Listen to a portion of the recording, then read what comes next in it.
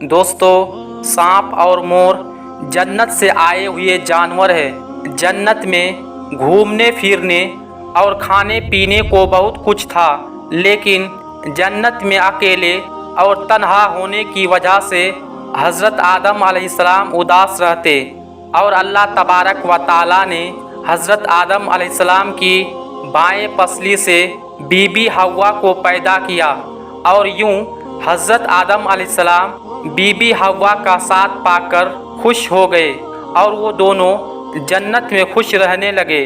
और अल्लाह तबारक व ताला ने उन दोनों से कहा, तुम दोनों जन्नत में जहाँ चाहो खाओ पियो घूमो फिरो, लेकिन खबरदार उस दरख्त के करीब भी मत जाना और ना ही उसका कोई फल खाना, और तुमने ऐसा किया तो तुम जालिमों में से हो जाओगे। सांप और मोर भी उस वक्त जन्नत में रहते थे और वो दोनों जन्नत से बाहर आया जाया करते थे। उस वक्त सांप के पैर भी थे और सांप के मुंह से अबरक की बहुत अच्छी खुशबू आ रही थी।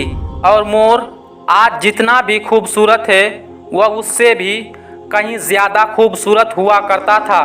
जब वो जन्नत में रहा करता था तब मोर के पाँव भी बहुत ज़्यादा खूबसूरत थे। एक दिन जब वो दोनों जन्नत के बाहर आए तो उनकी मुलाकात शैतान से हुई। शैतान ने उन दोनों से कहा, मुझे भी अपने साथ जन्नत में ले चलो। उन दोनों ने जवाब दिया, मैं कहा अल्लाह ताला का खौफ है और इस बात का डर है कि तुम्हें अपने साथ जन्नत में ले जाते हुए हमें कोई देख ना ले, इसलिए हम तुम्हें अपने साथ जन्नत में नहीं ले जा सकते। इस पर शैतान ने उन्हें अपनी दोस्ती का वास्ता दिया कि हम जन्नत में साथ रहते हैं, मुझे भी जन्नत में ले चलो। मोर ना माना, लेकिन शैतान ने उनको दायमी ज़िंदगी के ख्वाब दिखाए, जिस पर सांप मान गया। और सांप ने शैतान को मशवरा दिया, मेरे मुंह में बैठ जाओ और तुम्हें जन्नत में ले जाकर उगल दूंगा और इस तरह तुम्हें कोई देख नहीं सकेगा। खैर, सांप ने शैतान को मुंह में जन्नत ले जाकर उगल दिया। इस तरह शैतान दोबारा जन्नत में दाखिल होने में कामयाब हो गया।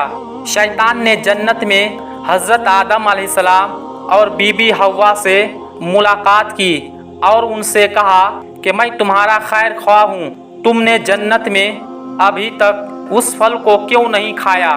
उस पर दोनों ने शैतान से कहा, अल्लाह तबारक व ताला ने हमें इस दरख्त से दूर रहने और इसका फल खाने से मना किया है, इसलिए हमने अभी तक उसको नहीं खाया और ना ही खाएंगे। जब हज़रत आदम अलैहिस्सलाम सो गए तो शैतान अम्मा हव्वा के पास आया और उन्हें बहकाने लगा कि अल्लाह ताला ने तुम्हें फल खाने से इसलिए मना किया है कि कहीं वो फल खाने के बाद तुम ना मरने वाले बन जाओ और हमेशा के लिए जन्नत में रहने लगो। हज़रत बीबी हव्वा ने शैतान के बहकावे में आकर उस दरख्त का फल खा लिया।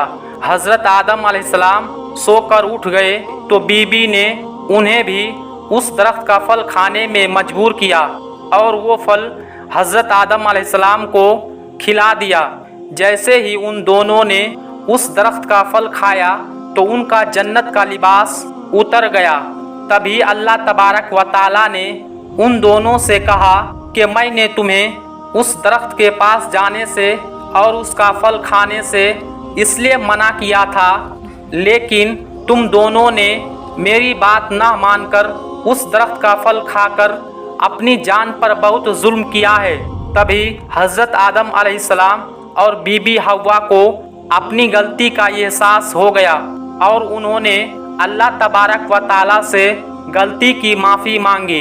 अल्लाह तबारक व ताला ने उन्हें माफ़ फरमा दिया और उन दोनों को जन्नत से निकाल कर ज़मीन पर भेज दिया और ज़मीन पर एक ख़ास वक्त तक तुम्हारा ठिकाना है और तुम ज़मीन पर रहोगे।